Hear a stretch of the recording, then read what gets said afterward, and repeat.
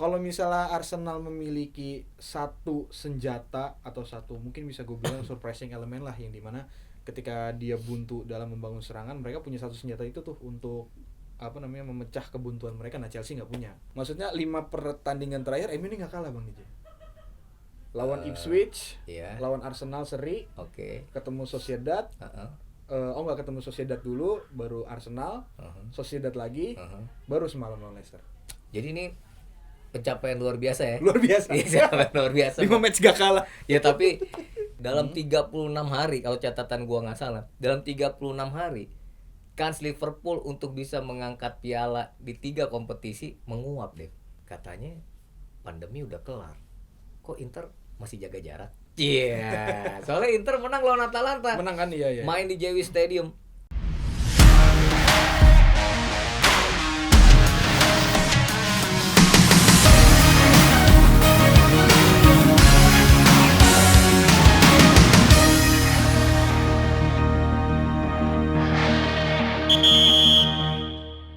Liverpool gagal juara melawan Newcastle, Chelsea gagal menang melawan Arsenal di Derby London, dan juga ada pertandingan sengit di Spanyol yang akan dibahas di halftime break bersama gue Dev Raffi dan kembali berdua bersama Bang DJ. Hey! Sweet. Enggak, kenapa gini loh ya? Kan highlight yang mau dibahas ini ada kan ya. Liverpool gagal juara. Iya. Kan lu bisa ngangkat yang misalnya Newcastle ya. Bruno Fernandes makin keren, MU yang lu angkat Chelsea gitu.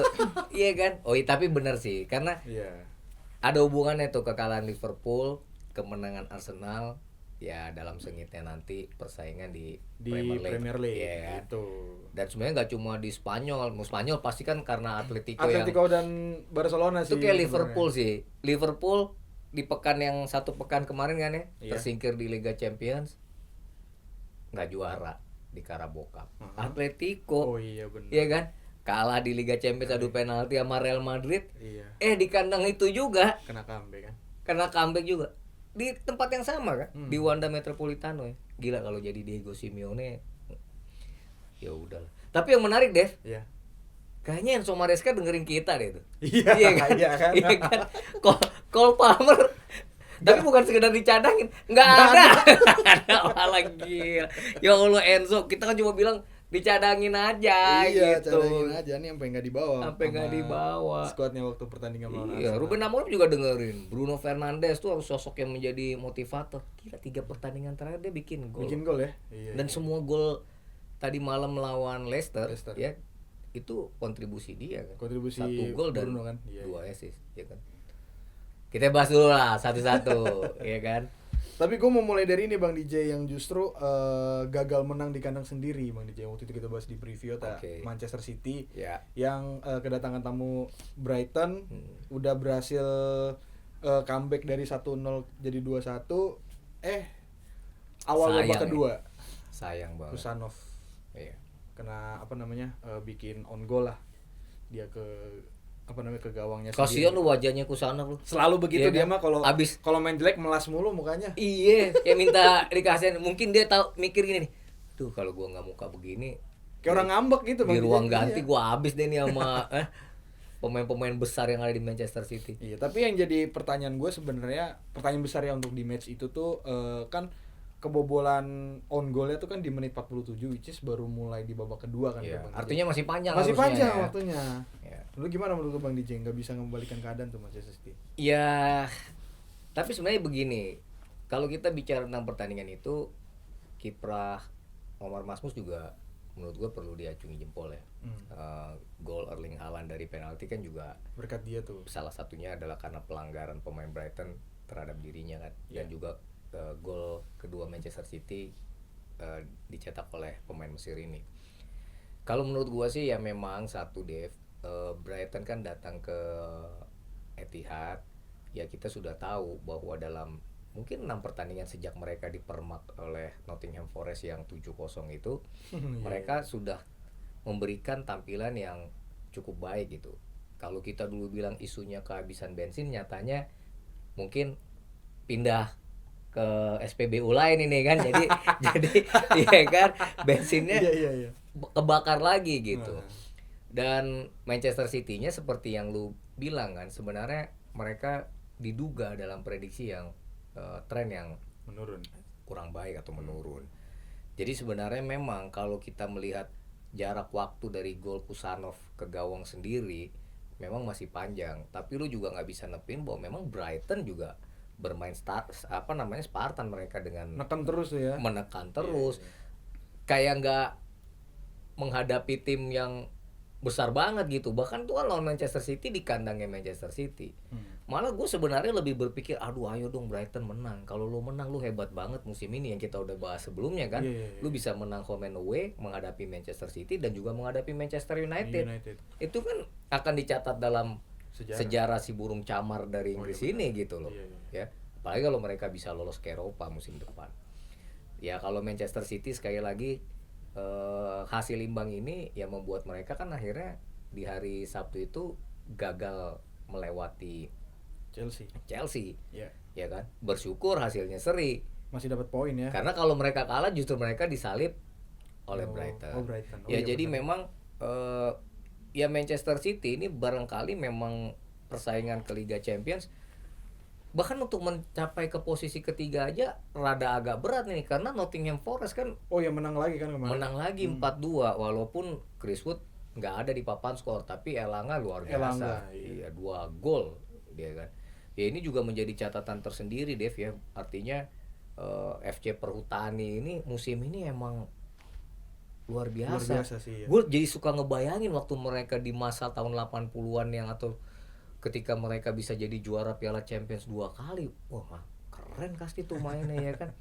Artinya mereka punya supporter juga udah terbiasa gitu atau rindu dengan suasana waktu itu ya. Dan musim ini sepertinya gairah itu dibawa kembali oleh Nuno Espirito Santo di City Ground. Betul. Seperti itu. Walaupun kemarin menangnya tandang menghadapi Ipswich. Ya kan? Dan juga gue melihat setelah kemenangannya Nottingham Forest, Bang DJ, ya di atasnya Nottingham Forest tuh akhirnya bisa menjaga jarak juga Bang DJ sama si Nottingham Forest, dan juga ya walaupun masih beda 12 poin tapi mempersempit jarak lah gitu antara poinnya Arsenal sama Liverpool kemarin. Chelsea, Bang DJ. Itu memang yang harus yang dilakukan oleh Mikel Arteta dengan Liverpool tidak bermain di Premier League pekan ini dan mereka bisa mengalahkan Chelsea walaupun skornya tipis ya 1-0 gitu ya. Ya itu artinya 12 poin dengan sisa 9 match. 9 lagi. Ya artinya berharap Liverpool kalah 4 kali di next match di sisa-sisa pertandingan ke depan. Meski itu tidak mudah, tapi kan barangkali yang seperti kita selalu bilang, nggak usah terlalu memikirkan Liverpoolnya dulu, ya kan? Meriam London harus mikirin diri mereka sendiri. Sesuatu yang bisa mereka kontrol, ya harus mereka lakukan. Termasuk kemarin menghadapi Chelsea. Ya kan? Nah, lu sebagai fans Chelsea melihat penampilan The Blues di Emirates gimana? Kok nggak bisa dapat poin gitu loh? Ya agak miris sih sebenarnya Bang DJ. Satu peluang pun yang dicetak yang dibuat oleh Chelsea pun dari syutingannya Kukureyan dari pojok itu. Oh iya.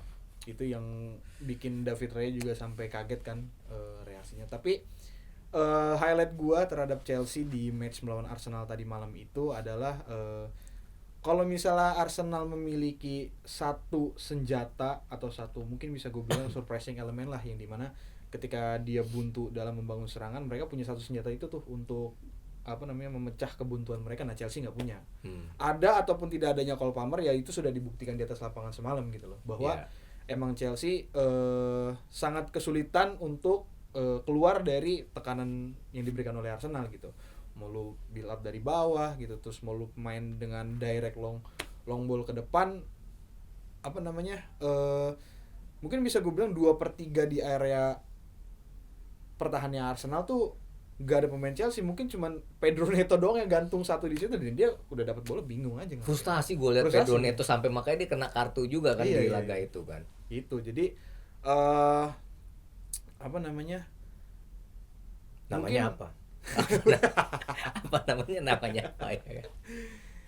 Iya, mungkin dengan pemain yang ada juga Enzo Maresca gue rasa ini ya Bang DJ masih masih gue bilang dari sistem yang udah pernah dia terapkan masih mencari nih kira-kira kalau bermain direct cocok atau enggak. Kalau bermain kan selama ini kita tahu kalau Chelsea ini bermain dengan build up kan, dengan build up karena pemain yang ada sekarang nih bisa melakukan hal itu gitu. Dan kalau melakukan serangan direct udah ditunjukkan lah gitu. Maksud gue dari pertandingan semalam lawan Arsenal mungkin nanti ketika Nicholas Jackson atau Noni Madueke sudah kembali lagi abis jeda internasional, mungkin itu bisa ada apa ya? Gue harap sih akan ada perubahan atau refreshment lah dari sistem yang diterapkan oleh Maresca gitu.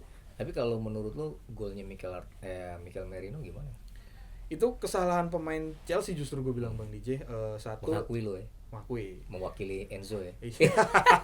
Siapa kita? Ya Allah. Ya udah. Ya dari yang gue lihat sih satu, gue lupa yang ngejaga Merino itu siapa, itu dia lepas ngejaga Merino, itu jelas. Yang kedua tiang 2 kosong. Ya. Livael Colwill terlalu maju agak jauh dari ini ya. Iya, jadi tiang 2 benar-benar kosong. Jadi ketika ada bola nyampe ke situ udah gak ada pemain yang jaga. Si siapa? Robert Sanchez nggak nyampe. Iya. Ya udah masuk dah tuh bola. Tadinya gue berharap tuh Chelsea bisa mendapat gol penyeimbang sih deh, karena sebenarnya harusnya tuh nggak sesulit kalau mereka udah ketinggalan 2-0 ya atau iya benar. Ya tapi sayang gol itu tidak pernah hadir. Dan untuk ketiga kali secara beruntun dalam 3 musim terakhir lawatan Chelsea ke Emirates itu berakhir dengan kekalahan. Ya kan? Ya. Waktu itu Chelsea dilatih Frank Lampard, tahun musim lalu Mauricio Pochettino. Sekarang bahkan Enzo Maresca belum bisa. Walaupun musim lalu lebih parah ya ketika mereka kalah 5-0 ya kan. 5-0. Ya terakhir kali mereka menang waktu masih sama Thomas Tuchel. Iya. Itu menang 2-0 kalau 2-0 yang masih ada Lukaku lah waktu itu, Lukaku cetak gol. Ya bersyukur lah Manchester City nggak dapat poin penuh. Iya. Jadi masih ada di peringkat keempat. Ya harapan untuk bisa ke Eropa, syukur-syukur ke Liga Champions ya masih terjaga lah. Biar gairah fans Chelsea itu meningkat lah. Betul. Rindu lah waktu zaman-zaman jelang Desember itu yang ya ampun itu Chelsea beda 2 poin. Itu ibaratnya kalau naik gunung tuh Dev ya, udah tinggal dikit lagi kepleset tau gak lo? Atau kalau main apa namanya cabur yang olimpiade tuh panjat tebing udah tinggal dikit lagi kepleset gitu kan. Jatuhnya jauh banget ya kan. Ya gitu. Sabar ya buat fans Chelsea ya. Sabar sesabar Dev lah, nunggu statusnya dia juga. Nunggu status. Oke. Iya. Tapi sebelum kan abis match itu jelang masih ada jeda 1 jam kan Bang DJ ke Liverpool. Tapi gue pengen naruh Liverpool setelah bahas ini aja sedikit. MU sama Leicester. Iya, ini wajib banget nih Bang DJ. Jadi gini ya Dev ya. Bentar, sebelum lu. Ini yang gue hitung ya Bang DJ. Ya koreksi aja lah kalau salah di kolom komentar gitu. Maksudnya 5 pertandingan terakhir MU ini enggak kalah Bang DJ. Lawan Ipswich, lawan Arsenal seri. Ketemu Sociedad. Enggak ketemu Sociedad dulu, baru Arsenal, Sociedad lagi, baru semalam lawan Leicester. Jadi ini pencapaian luar biasa ya. Luar biasa. Iya, luar biasa. 5 match gak kalah. Ya tapi nggak satu hal ya.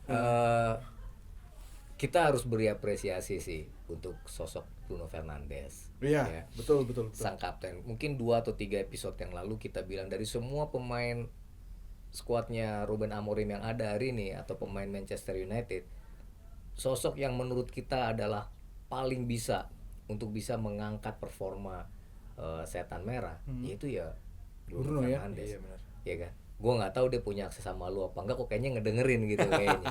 Enggak, tapi 3 pertandingan terakhir aja buat Bruno Fernandes tadi kita udah 3 pertandingan terakhir lebih tepatnya. Dia selalu cetak gol. Ya kan? Kemarin kita nggak sempat bahas karena waktu kita tapping di episode 92 MU belum main. Di Europa League lawan Sociedad itu kan. Sociedad, dan dia bisa bikin hat-trick. Oh iya, hat-trick ya. Penaltinya 2 kali. Tapi sekali lagi lo nendang penalti belum tentu bisa. Betul. Iya kan? Kalau ke pleset kayak Julian Alvarez gimana dihitung nggak gol ya kan? Betul. Nah, yang kemarin sih itu sosok leadernya luar biasa. Bruno Fernandes bisa bergerak kemana, ke kiri, ke kanan, ke depan, ke belakang juga dia mau turun. Dan itu terlihat dalam pertandingan kemarin menghadapi Leicester. Ya, menurut gua Amorim sudah tepat ya. Nggak tahu apakah ada obrolan heart to heart one on one dengan Bruno Fernandes, tapi 2 pertandingan terakhir dengan menang margin 3 gol, itu sebuah pencapaian yang luar biasa untuk MU. Tapi gue sih nggak mau memuji terlalu berlebihan. Karena tadi OB kita juga senyum-senyum aja, dia cuma bilang, udah bang, kemarin ada tapping, ada, nggak usah terlalu berlebihan bang, takutnya jatuhnya sakit lagi gitu kan. Tapi ya terutama di Europa League ya, Dev ya, gue lupa dia akan bertemu siapa di perempat final. Ketemu Lyon ya. Ya jujur Dev, dari hati gue yang paling dalam ya, ya gue berharap MU bisa sejauh mungkin di Europa League. Syukur-syukur bisa juara. Kalau dia juara, ya kan Liga Champions terbuka lah buat dia punya 3 gelar kan di Liga Champions kan. Iya kan. Kalau Meriam London kan belum pernah. Ya, maksudnya artinya itu bisa rame musim depan. Iya betul. Iya kan. Tapi gue setuju sama kata Obi yang tadi. Jangan dipuji terlalu berlebihan. Karena 5 match setelah ini lumayan sulit pertandingan. Coba disebutin siapa aja tuh. Nottingham Forest. Wah, tuh laga penting tuh. Penting banget soalnya Nottingham. Dan kalau Nottingham kan pasti Nottingham pengen menang dong supaya tetap menjaga jarak kan. Betul. Habis itu Derby Manchester lawan Manchester City. Oh ya, tapi bisa lah. Kan kalau ngelawan tim-tim jago, dia harusnya tim besar dia jadi jago ya kan. Mulai naik. Terus lawan Lyon. Nah, ini pembuktian di quarter finalnya MU nih. Game pertama. Main di Lyon dulu. Ya Lyon juga nggak gampang loh tim Perancis ini. Ya, makanya. Habis itu ketemu Newcastle. Waduh. Newcastle juga punya kepentingan supaya bisa masuk 4 besar kan. Betul. Dia udah dapat Carabao Cup. Ya pasti nggak sampai di situ. Iya. Terakhir lawan Lyon lagi. Leg kedua. Oh iya deh. Udah cukup lah ya, MU enggak usah terlalu ini. Tapi ya paling enggak Senin ini fans MU kan senyum lah. Senyum-senyum ya kan. Sambil ngabuburit, sampai buka puasa senyum aja terus. Yang penting sampai lebaran Bang DJ. Kok sampai lebaran? Iya kan international break. International break sampai terakhir 30 Maret ya? Iya. Oh iya. Habis itu mainnya di lebaran, habis lebaran. Maaf. Oke. Wah, iya indah lah. Indah buat MU ya? Iya. Tapi yang gak indah untuk rivalnya. Aduh. Liverpool.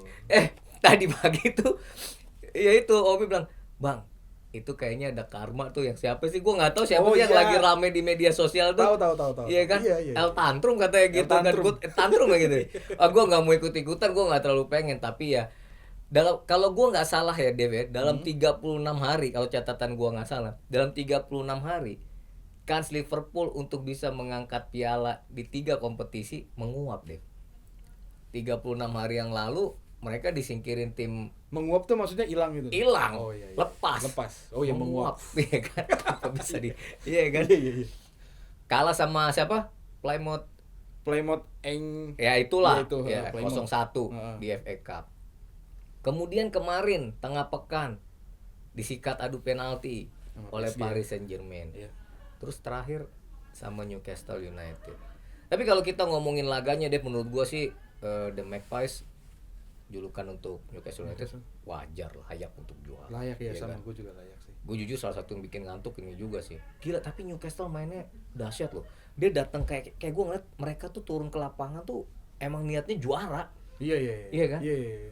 Pressing. Benar. Energinya kayak nggak habis gitu kan. Sementara gue lihat Liverpool begitu ngeliat skuad pemainnya, nih pemain nggak pernah capek apa ya atau nggak itu kan.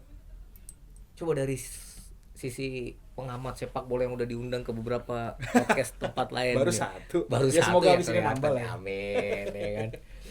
Ya kalau gue ngelihatnya Liverpool ini seperti melawan tim Premier League pada umumnya aja Bang DJ. Ya, dia nggak ada. Emang lawan tim Premier League. Ya kan? Cuman maksudnya kan tadi lu bilang kalau siapa sih Newcastle itu dia memang punya energi lebih lah untuk datang ke match ini memang untuk pengen jadi juara gitu. Makanya entah pemain-pemainnya Newcastle itu dapat suntikan dari mana lah gitu loh, energi yang lebih untuk bisa ngancurin Liverpool dan mereka bisa gitu. Tapi itu yang nggak terlihat di Liverpool gitu maksud gue Bang DJ. Iya. Kayak match by match, apapun ajangnya, apapun kompetisinya, Liverpool selalu menampilkan hal yang sama kalau menurut gue. Sebenarnya kan harusnya enggak ya Dev. Karena harusnya game plan-nya kan bisa beda tergantung dia kan mereka modelnya lebih bereaksi adaptif atau reaktif terhadap lawan gimana gitu. Iya. Tapi kemarin kayak enggak gitu. Itu dia. Kayak menurut gue gini ya, emang Newcastle United tuh datang ke pertandingan itu seperti ingin gue mau juara, gue pengen nambah luka lu gitu loh, yang baru tersingkir gitu. Dan kayaknya mentalnya para pemain Liverpool itu kelihatan mainnya tuh kayak capek menurut gue ya. Iya. Kayak Jota, Luis Diaz gitu juga gue nggak ngeliat ada kontribusinya sama sekali. Iya. Menurut gue ya. Itu mungkin ada faktor entah kecapean fisik atau kecapean mental juga karena ngadepin pressure yang lumayan gede juga kan, bagi tersingkir dari Liga Champions dan juga di match final kan, apalagi final di Wembley yang kita tahu ramai. Cuman dari game plan dari cara permainan yang gue lihat ya seperti itu gitu. Ya tadi benar kata lu bilang, Arne Slot biasanya ngelihat dulu nih lawannya siapa gitu, terus dia berusaha untuk adaptif terhadap permainan yang ditampilkan oleh lawan gitu. Tapi ya benar kata lu juga, maksudnya kayaknya gue bener mulu dari tadi. Hari ini kan gue nebelin doang. Gue manusia, ada salahnya juga. Enggak, maksudnya harusnya Arne Slot di match-match seperti ini dia menunjukkan sebuah perbedaan, tapi enggak gitu loh Bang DJ. Makanya yang gue lihat Liverpool tuh hanya menerapkan permainan dia yang seperti itu match by match-nya aja gitu. Makanya ketika lawan Newcastle di final loh ini, ya dia hanya menampilkan seperti kayak dia melawan Newcastle di Premier League aja gitu. Iya. Meskipun kan Gordon nggak ada ya. Iya, gue juga kaget Gordon. Ya kan red card yang terakhir itu dia mungkin. Oh, red card ya? Iya. Gue kira cedera dan. Tapi Joelinton main di tengah itu. Wah, solid banget. Midfielder Liverpool tuh hancur, rusak tuh. Iya. McAllister juga nggak kelihatan. Itu gol yang pertamanya El Bakar kan juga gitu kan. Iya kan. Dunburn, El Bakar. Dunburn, El Bakar. Itu kan McAllister nggak. Ini paling dekat McAllister kalau nggak salah. Iya, McAllister yang jaga. Iya. Hilang. Beberapa kali corner McAllister yang jaga. Ke sudut yang jauh ke leher dan masuk gitu. Ya tapi ini untuk Newcastle benar-benar anugerah ya Bang DJ. Di bulan puasa dia berbuka puasa gelar Bang DJ. Setelah terakhir tahun 69 trofi mayor ya. Makanya kalau gue dengar komentatornya 56 tahun yang lalu, terus gue cek tuh 56 tahun lalu itu gelarnya tuh kayak Intertoto atau apa gitu yang. Iya. Pokoknya gelar domestik lah. Iya. Dan Alexander Isak ya. Isak ya. Dia bikin gol layak. Tapi ada pertanyaan juga. Ada yang bilang gemes sama Arne Slot, kenapa lu nggak mainin Chiesa sih dari awal gitu? Nggak. Ya gue bilang gue kurang tahu, gue nggak tahu deket sama Arne Slot. Nanti gue tanya deh kalau lagi ketemu. Cuma ya emang Chiesanya kelihatan paling semangat sih Dave dari sisi pro, dan dia dapat gol ya menurut gue itu ya gol terakhir lah, gol penghibur ya kan. Gol penghibur. Iya udah. Iya maksudnya ya ini balik lagi ke pendapat gue dari episode sebelumnya lah, kekhawatiran balik lagi Bang DJ terhadap Liverpool. Kemarin PSG udah menjawabnya dan sekarang malah Newcastle lebih menunjukkan ya gini nih cara lo ingin menghancurkan Liverpool ya kayak yang gue terapkan di Liverpool dan gitu. Merusak lini tengah itu sama kayak Nottingham Forest waktu mereka menang di paruh pertama Premier League. Itu juga seperti itu sekilas gue lihat. Jadi ya ini benar-benar sebuah tekanan tersendiri ya. Dan ya buat menir Arne Slot ya nggak gampang emang buat dapat gelar di tanah Inggris. Betul. Dan untungnya nih Dev, ya untungnya tuh menurut gue ini ada break internasional nih. Oh iya benar. Jadi ya barangkali para pemain, ada beberapa pemain yang kembali atau memperkuat timnasnya gitu kan, ya bisa lebih refresh lagi nanti ketika pulang ke Anfield untuk melanjutkan sisa kompetisi yang ada, karena mereka hanya fokus di Premier League dengan ya tinggal 9 laga lagi kan. Iya kan? Kalau Chelsea kan masih tersisa Conference League, masih bisa dapat satu piala ya kan. Masih bermain di Eropa nih bos. MU masih main di Eropa. Arsenal masih main di Eropa. Jadi sama Manchester City aja yang udah nggak main di Eropa kan. Kalau kayak Arsenal, Spurs, Aston Villa malah masih main gitu. Ya, tapi ya moga-moga lah. Gue nggak kebayang gitu ya. Kalau ini jadi kayak butterfly effect nih. Butterfly effect tuh kayak gini deh. Kerusakan kecil yang bisa menjadi sistemik pada semua yang berdampak besar. Jadi 36 hari tadi hilang 3 nguap, 3 gelar hilang. Sekarang udah didekatin sama Arsenal 12 poin, masih jauh. Sebenarnya masih jauh. 4 laga. Tapi kalau lo panik, terutama si Arne Slot. Iya kan? Kalau Arne Slotnya panik, ya gawat. Gawat. Ya walaupun ya benar 12 poin jarak masih ini. Nah, ini kan untungnya benar. Untungnya ada international break kan. Tadinya gue nggak ngitung international break. Itu ada untung ada enggaknya. untungnya ya secara mental agak kepotong dulu nih. Iya kan, henti dulu nih ya. Awan gelapnya. Tapi kalau pulang dari jeda internasional banyak pemain cedera. Banyak cedera dan banyak menit bermain di negara juga ya capek-capek tambah juga pikiran juga ya kan. Betul. Jadi ya fans Liverpool ya doanya tambah kenceng lah. Doanya aja tambah kenceng kan? Gue juga pengen Liverpool juara biar bisa sama lah sama MU 20 gelar Premier League. Iya kan? Nggak kebayang kalau tadinya bisa quadruple tiba-tiba nggak satu pun. Masih mending Chelsea kayaknya juara Conference League kayaknya loh. Amin. Semoga lah gitu. Ya kan. Ya fans Liverpool ya, nggak usah terlalu ke gua lah, sekarang santai aja seperti itu. Oke, kita pindah dulu sedikit Bang DJ. Italia dong, tanah Italia. Tanah Italia. Iya. Gua kemarin nonton ini Bang DJ, ini gue dulu ya maksudnya. Nonton si Napoli sama Venezia. Mantau kapten kita. Betul. Bang Ijes. Bang Jay. Iya.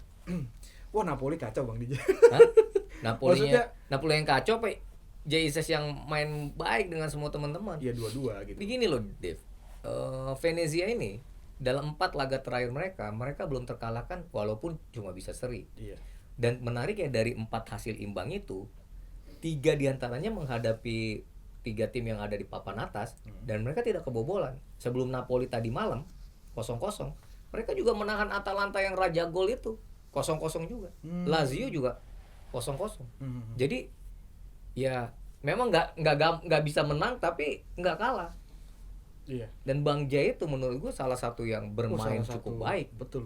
Jadi buat gue yang fans Inter ya, ini bukan ngomongin timnas. Waduh, terima kasih banget sama Venezia karena setelah laga itu kan baru Inter akan main menghadapi Atalanta. Iya, malam itu. Tapi yang lu lihat kacau jeleknya kayak apa Napoli? Iya, mungkin karena kebiasaan nonton di Premier League ya kali Bang DJ. Beda ya. Beda. Padahal kalau ya kan memang beda ya. Beda. Kalau Premier kan tak-tok.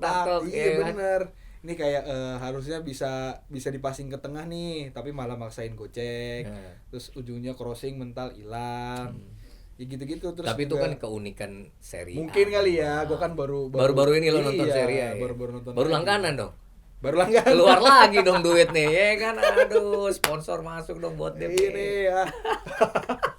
Gitulah kurang lebih Bang DJ untuk Napoli sama Venezia. Tapi ya selalu sih buat. Iya, yang jelas memang buat Napoli mungkin dalam beberapa laga terakhir ya, kecuali pekan lalu mereka bisa menang kalau nggak salah. Ya ini mereka banyak kehilangan poin. Dan tentu ini menjadi pekerjaan rumah tersendiri bagi Antonio Conte sang allenatore untuk bisa mengangkat performa Napoli, karena sebenarnya persaingan di Serie A untuk memperebutkan Scudetto sebenarnya masih sangat terbuka, ya kan. Tapi gue lihat emang tinggal 3 tim sih sebenarnya, walaupun ya lebih ke depannya adalah Inter Milan dan Napoli. Ya kan. Soalnya ada yang bilang gini, katanya pandemi udah kelar, kok Inter masih jaga jarak? Iya, soalnya Inter menang lawan Atalanta. Menang kan, iya. Main di Jewi Stadium. Main di Atalanta? Iya, main di Atalanta, di kandangnya Ladea. Itu sebenarnya gue juga deg-degan gini deh. Sebenarnya sebelum pertandingan kemarin kan, Inter memang tidak terkalahkan dalam 12 pertandingan terakhir menghadapi Atalanta. Nah kan gue takut ya sebagai orang yang suka cocok logi ya. Ini kan laga ke-13 ya kan. Jangan-jangan nih astagfirullahalazim di bulan suci Ramadan ini. Apalagi pas Lukman yang bawa bola itu loh. Untungnya Jan Sommer tampil ciamik di bawah Mister. Kemarin itu cedera ya Sommer ya? Sempat cedera, diganti oleh kiper kedua Martin juga main tampil baik. Iya. Dan sebenarnya kemarin kan sudah main Jan Sommer ketika Inter ketemu dengan Feyenoord di leg kedua, ya kan. Ya walaupun dia kebobolan karena nggak begitu merhatiin sih, satu penalti seperti itu. Tapi yang jelas Inter Milan ini bukan karena gue Interisti juga ya, tapi Simone Inzaghi ini keren loh. Artinya gini, dia punya taktik, dia punya strategi yang ingin diterapkan dan semua pemainnya kayak paham gitu. Kalau lawan main low block, ya lo mesti main begini. Kalau lawan main agresif, lo harus main kayak gini. Kalau lawan mainnya pasif, ya lo harus kayak gitu. Dan itu luar biasa. Jadi Inter Milan punya lini depan yang cukup solid. Walaupun ya mungkin Lautaro Martinez tidak setajam musim lalu, tapi dengan tambahan 1 gol dia udah 11 kayaknya musim ini. Thuramnya kan juga oke. Iya. Ya kan?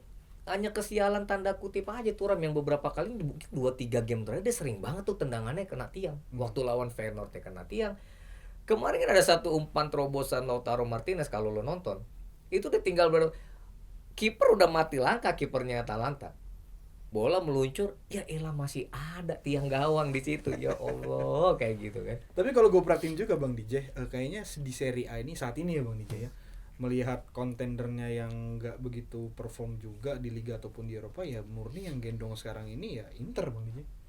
Ya kalau kita ngomongin performa klub-klub Italia musim ini di Eropa memang praktis kan tinggal 3 ya kalau gue nggak salah. Inter Milan di Champions League ya dengan bergugurannya Bologna, Atalanta, Juventus dan AC Milan ya. Kemudian di Europa League kemarin kan Roma tersingkir. Itu dia. Tersisa Lazio. Oh iya, Lazio masih ada. Di Conference League Fiorentina. Iya. Ya kan?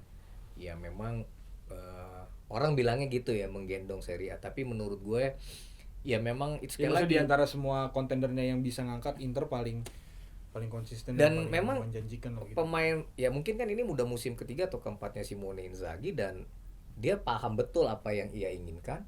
Walaupun kalau secara materi pemain kan kadang-kadang orang bilang kan nih Inter pemainnya uzur-uzur nih, tua-tua gitu, sekalinya mau beli pemain yang muda kesalip karena kalah harga atau segala macam. Iya. Tapi nyatanya mereka bisa tampil baik. Local player kayak Alessandro Bastoni, termasuk Acerbi, Nicola Barella, itu semua memberikan kontribusi yang positif gitu. El Capitano Il Toro Lautaro Martinez juga pelan-pelan menampilkan bahwa ya ini sosok leader yang dibutuhkan saat benar-benar tim membutuhkan gitu, dan dia hadir kayak gitu. Dan sekali lagi itu kemenangan penting kan Dev, karena kalau kemarin kalah sama Atalanta mau kalah berapapun ya lu bakal kegeser sama Atalanta. Oh iya deh. Karena kalah selisih gol. Ya kan kemenangan 2-0 membuat mereka sekarang punya goal difference selain 3 poin dari Napoli, 6 poin dengan Atalanta. Ya mereka juga punya goal difference sekarang lebih tinggi lagi dari Atalanta, 3 gol kalau nggak salah. Kayak Juventus yang sempat mendekat dan sempat ketika mereka hanya berselisih 3 atau 6 poin gitu, kemarin kalah lagi setelah dihajar Atalanta. Kemarin disikat Fiorentina 3-0 ya. 3-0. Dan jangan lupakan Bologna. Ya gue punya temen tuh Luciano Di Domenico from Bologna itu tadi pagi. Iya, gue seneng gitu, gue kenalan sama dia kan di waktu terbang ke Istanbul kan, di Turkish Airlines. Gue ngobrol sama dia fans Bologna. Dan Bologna ini Dev kayak di awal-awal musim ini setelah kehilangan Thiago Motta sang arsitek, kemudian Joshua Zirkzee, kemudian Riccardo Calafiori, mereka susah menang walaupun banyak seri, kalahnya dikit lah. Maksudnya waktu itu sempat yang 2 kali menang, 5 kali seri, 2 kali kalah gitu. Sekarang amazing, luar biasa. Dan sekarang nomor 4. Iya, nomor 4 kan. Kemarin ngebantai Lazio ya, 5-0. 5-0, gila itu. Wow, emporium banget itu Bologna itu. Sekarang nomor 4. Artinya persaingan Liga Champions ini juga ramai di Serie A ya kan? Iya. Karena Atalanta seperti yang kita udah ngomong di episode sebelumnya, ini minggu besok dia lawan Fiorentina kalau nggak salah. Setelah jeda internasional ya. Kayak gitu. Iya. Ya sekali lagi Inter Milan kemenangan yang patut disyukuri. Mereka sekarang selisih 3 poin dari Napoli. Iya. Setelah jeda internasional mereka akan ketemu di Udinese, baru memang akan menghadapi laga-laga yang challenging karena salah satunya menghadapi rival Skota di semifinal Coppa Italia dan Bayern Munich di perempat final Liga Champions. Kalau ngomongin Inter tuh kayak ngomongin engkau bunga jiwaku, bawalah aku ke dalam gitu. Ya itu kurang lebih dari Serie A ya. Dari Serie A. Ya kita tutuplah review kita dengan ada apa dengan Atletico Madrid. Iya kan? Iya kan? Gua nonton ini jujur cuman dari babak kedua. Itu yang bikin gua agak telat mandi tadi. Iya. Dari babak kedua karena kan gue tidur terus sahur kan. Sahur jam 4. Sahur apa lu? Sahur Bang. Iya, sahur apaan kan gua nanya nyokap lu masak apa tadi pagi. Ya telur dadar lah. Ya, sama sayur, ya biasa lah gitu Bang DJ. Kayak nasib Chelsea di dadar Arsenal. Ya jam 4 kan baru mulai babak kedua tuh si siapa Atletico sama Barcelona, gue baru nonton sampai situ. Dan apa namanya ini masih 1-0. Kata gue wah bentar lagi subuh nih. Ya udah gue matiin menit 60-an sholat subuh, tau-tau 4-2. 4-2. Ya ternyata menit 7 gue pikir seri lah ini mas, bahkan sempat sama gitu. Jadi setelah Julian Alvarez bikin gol kan Atletico Madrid, Los Coconeros bikin gol lagi. Jadi sempat 2-0. 70 kan? 70, iya. Tapi memang nggak lama. Langsung tuh. 7-2 kalau nggak salah. Dapatlah gol dan berturut-turut sampai golnya 2-2. Ya kan? Baru di injury time Lamine Yamal. Ya, sekali lagi Dev, ini pemain muda yang bertalenta yang harus disyukuri oleh Barcelona ya. Labraugana Memiliki seorang Lamine Yamal ya. Yeah. Kadang-kadang tuh suka nggak terduga gitu, di momen-momen yang kelihatan muda malah dia kayaknya susah gitu untuk bikin gol, tapi di saat yang kayaknya nalar gue agak susah gitu ya, agak di luar nurul, dia bisa bikin gol gitu kan. Dan sekali lagi ini emang pukulan buat Atletico Madrid dalam 2 pertandingan beruntun menghadapi rival berat Real Madrid dan Barcelona, 2 raksasa Spanyol. Iya, mereka kalah tumbang. Dan setelah tersingkir di Liga Champions, kayaknya ya kans mereka untuk bisa menjadi juara La Liga musim ini juga agak lebih berkurang gitu, karena Real Madrid sendiri kan menang. Iya. Ya Barcelona juga udah naik lagi ke puncak klasemen kan. Iya. Ya jadi ya gue nggak tahu Diego Simeone apa yang harus diberesin oleh pelatih Argentina ini terhadap timnya. Tapi satu hal positif adalah Julian Alvarez memang masih belum berhenti untuk bikin gol. Dan buat seorang Alvarez yang masih ya usia muda ya, usia emas yang katanya waktu masih muda udah menamatkan semua trofi di dunia gitu ya. Seumuran gue itu bang. Iya, seumuran lo ya. Kayaknya kecilnya bareng TK apa gitu kayak. Ya moga-moga lah ya Julian Alvarez bisa lebih. Harusnya gue ngomong gitu ya. Lebih oke lagi ya. Iya. Ya makanya lu jangan ngomong Alvarez di umur segini udah pernah juara dunia, kita di mana ya kan? Jadi half time break. Oh iya betul. Menghibur kalian semua. Menghibur semuanya kita. Ya, itu tadi Dev. Ya. Kalau lo ngomongin ke tanah Jerman, itu juga ada episode comeback Stuttgart lawan Leverkusen. Ya. Iya kan? Iya. Lagi-lagi loh. Itu kalau Atletico sempat unggul 2 golnya 2-0. Itu Leverkusen tertinggal 1-3 sebelum akhirnya Patrick Schick bikin gol sundulan di injury time. Itu juga laga seru dan membuat Leverkusen sekarang berjarak 6 poin dengan Bayern Munich, karena Bayern Munich seri sama Union Berlin. Jadi sebenarnya kompetisi di Eropa ya, kecuali Paris Saint-Germain yang kayaknya juara di Ligue 1 gitu ya. Udah pasti. Yang lain musim by musim masih seru. Highlightnya, reviewnya, Liverpool belum lagi punya gelar musim ini. Ya. Inter Milan bikin jarak di Italia. Ya. Atletico, Anda ada apa? Ya. Yang jelas kita akan kembali ke tanah air. Betul. Karena timnas kita udah terbang. Membahas persiapan timnas kita yang sudah mendarat di Sydney, dan itu akan dibahas di edisi halftime break selanjutnya. So, stay tune terus di halftime break. Sampai jumpa di edisi selanjutnya. Bye bye guys. Thank you.